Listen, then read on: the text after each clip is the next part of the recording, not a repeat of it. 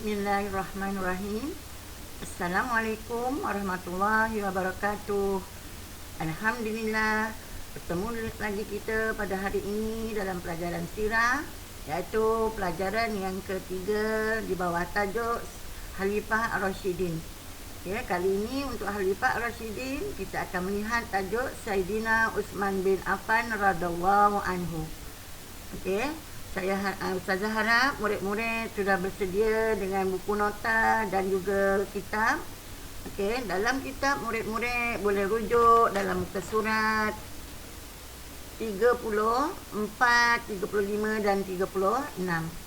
Ya, murid-murid boleh rujuk kitab muka surat 34, 35 dan 36. Okey. Murid-murid, tanpa buang masa, kita akan mulakan pelajaran kita pada hari ini. Okey, kita lihat dulu fakta-fakta utama tentang Sayyidina Uthman bin Affan radhiyallahu anhu. Ya, iaitu Sayyidina Uthman bin Affan memerintah daripada tahun 23 Hijrah hingga 35 Hijrah. Ya, maknanya Sayyidina Uthman memerintah selama 12 tahun. Ya, selama 12 tahun. Kemudian Sayyidina Uthman dilantik melalui Majlis Syura.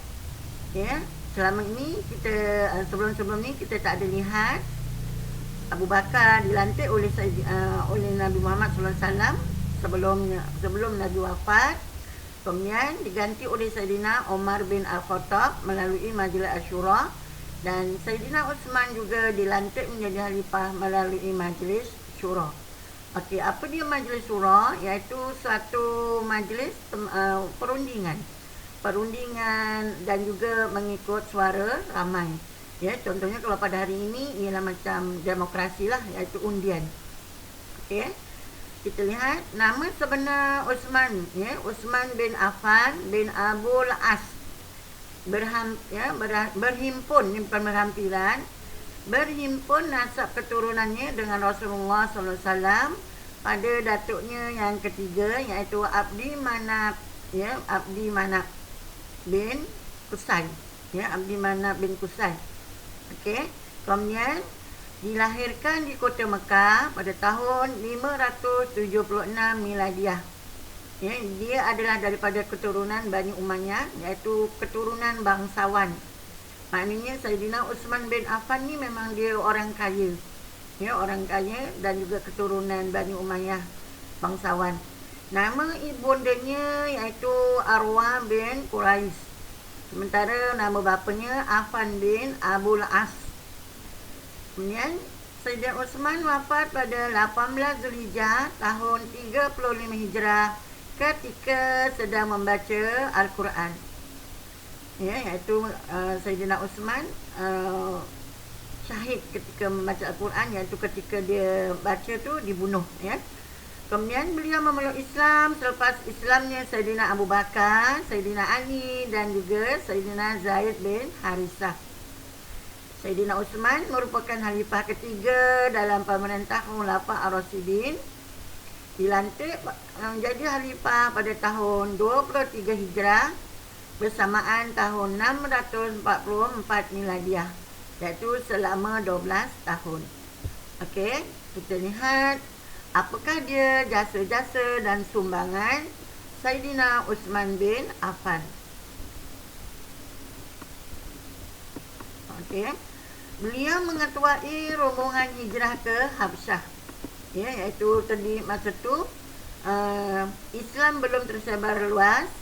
Jadi pada masa itu Nabi berhijrah ke Madinah dan ada 11 orang yang berhijrah yang beliau mengetuai rombongan ke Habsyah. Tujuannya ke Habsyah itu adalah untuk menyebarkan Islam di sana, ya. Okey, kemudian beliau membeli perigi rumah dari Yahudi yang menindas orang Madinah. Okey, pada zaman Rasulullah dulu ada satu perigi, di mana perigi itu memang untuk kegunaan ramai air, ya. Perigi ini untuk kegunaan orang ramai mengambil air lah, ya. Kemudian Yahudi itu mengenakan bayaran kepada siapa yang mengambilnya. Akhirnya Sayyidina Uthman bin Affan ni membeli perigi tersebut daripada orang Yahudi itu. Kemudian beliau tidak pernah terlepas dalam setiap peperangan yang disertai oleh Rasulullah. Maknanya daripada perang Badar yang pertama hinggalah perang Yarmouk, perang Mu'tah dan perang Uhud, ya, perang Handak dan sebagainya, semuanya Saidina Uthman bin Affan menyertai. Beliau dilantik sebagai duta untuk berunding dengan pemimpin kafir Quraisy Mekah. Tahu tak apa dia duta? Duta tu ialah contohnya macam wakil, ya, wakil kedutaan, wakil rakyat lah. Beliau menyertai peristiwa Fathal Makkah. Peristiwa Fathal Makkah ni ialah peristiwa pembukaan Makkah. Ya, peristiwa pembukaan Makkah, ya, untuk pengetahuan murid-murid. Ya, iaitu apabila pembukaan Makkah ni tadi berlaku, maka Allah turunkan satu surah, iaitu surah An-Nasr, kan. Iza jaa nasrullahi wal fath. Itu, ya. Kemudian beliau membawa rombongan Ummahatul Mukminin ke Mekah. Maknanya Saidina Uthman ni memainkan peranan yang sangat besar dalam penyebaran agama Islam.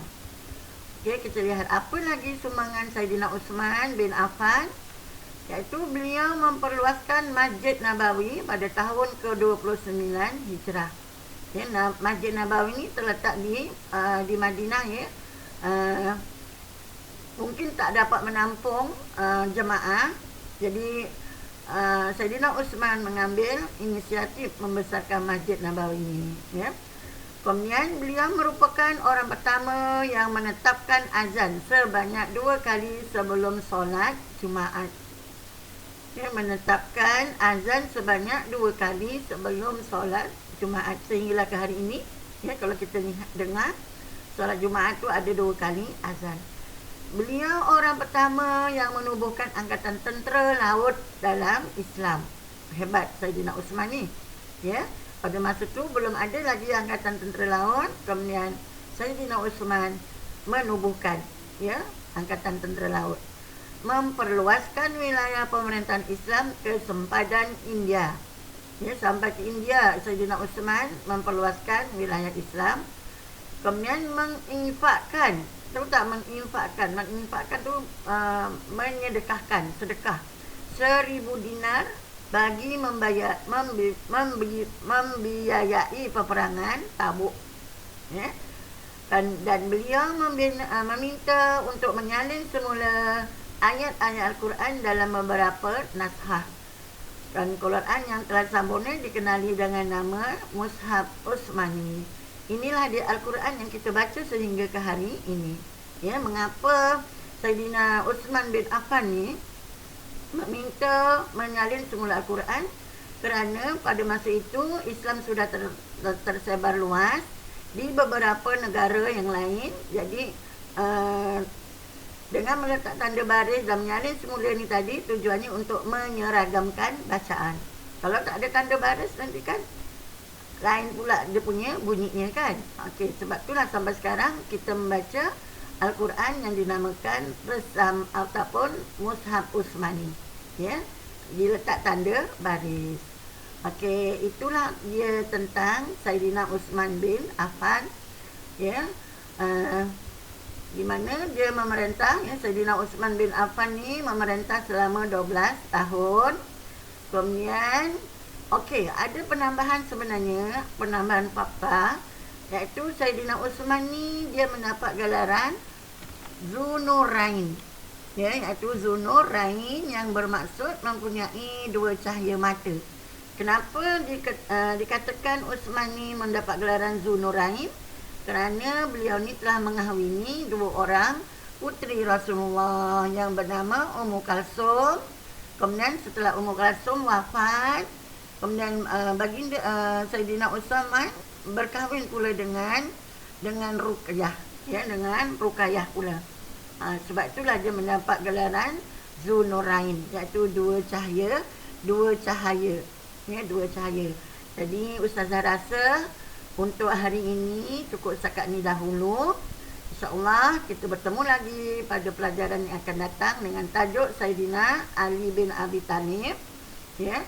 Ustazah sudahi dengan wabillahi taufik wal hidayah. Assalamualaikum warahmatullahi wabarakatuh.